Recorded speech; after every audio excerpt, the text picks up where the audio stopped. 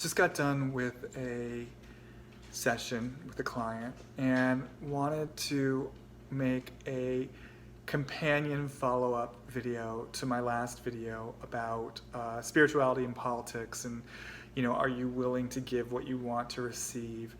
I wanted to broaden the conversation a little bit out from politics into a bigger picture of changing the world, because I hear a lot of people saying they want to help change the world. They think that they have a lot to give to their fellow man.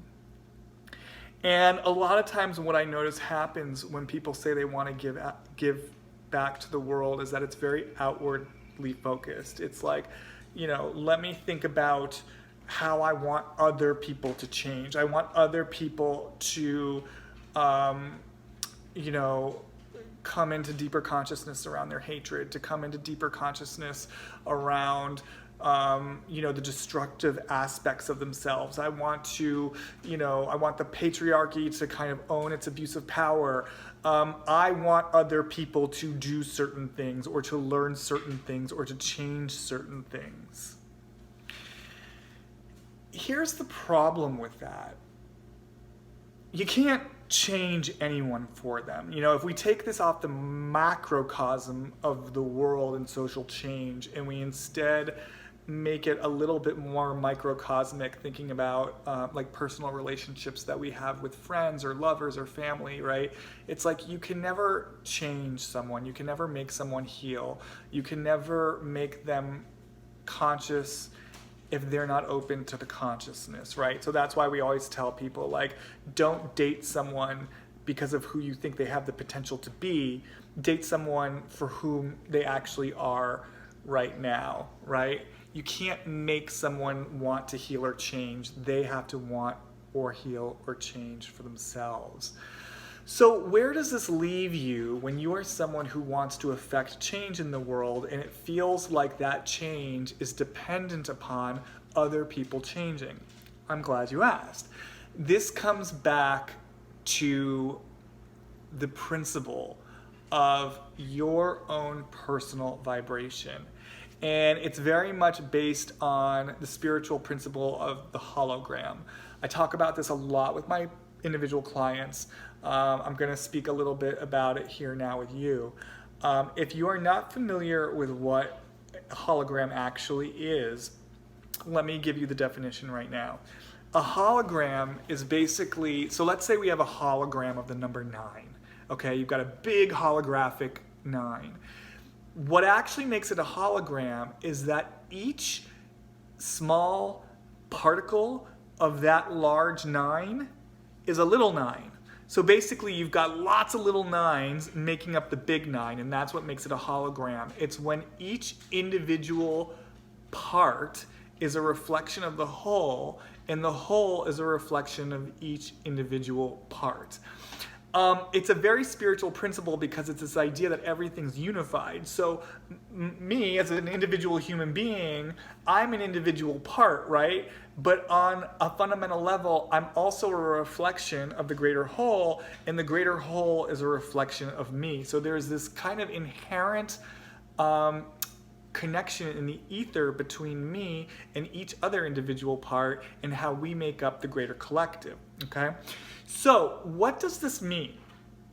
This means that whatever frequency I'm vibrating at is going to be the frequency of the greater whole around me, because I am a reflection of the greater whole. So I cannot control other people and what they're learning and how they're changing and how they're showing up in the world, but I can control how I'm learning, changing, and showing up in the world. So if I know that I want other people out there to be owning their hatred, if I want the guy who's killing, or who's committing racial crimes, or committing gender-based crimes, or sexual orientation-based crimes, committing hate crimes, if I want that guy or that woman to own their hatred, I gotta start by owning my hatred.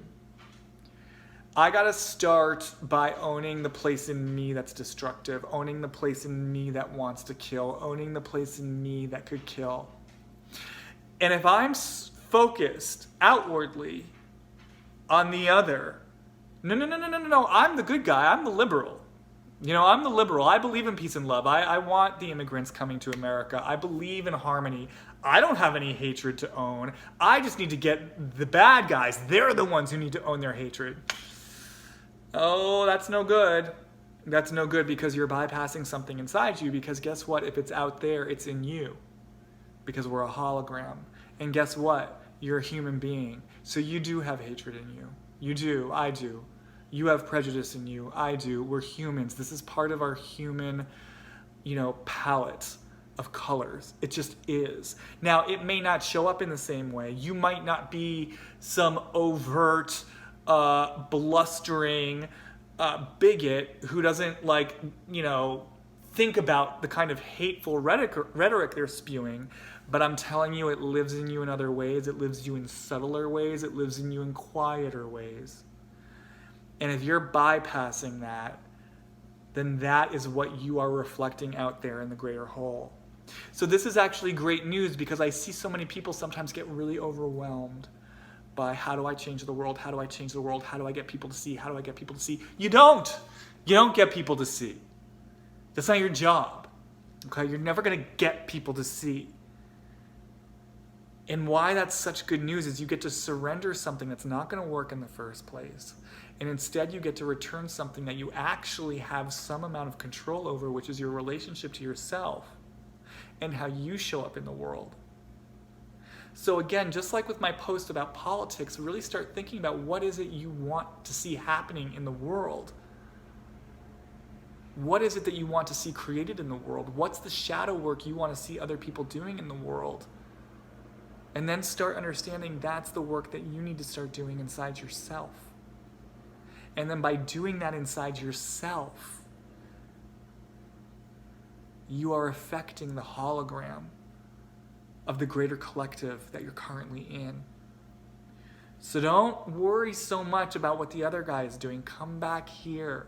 Because when you start being willing to own your own hatred and your own destructiveness, you are going to learn things.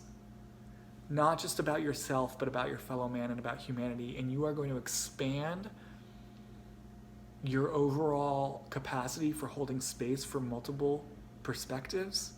You're going to expand your capacity for compassion and universal love and brotherhood in a way that's authentic and not a bypass and doesn't have a demand on other people to be something that they're not. So this is actually really sophisticated stuff. Hopefully it makes sense. Let me know if you have any questions in the comments.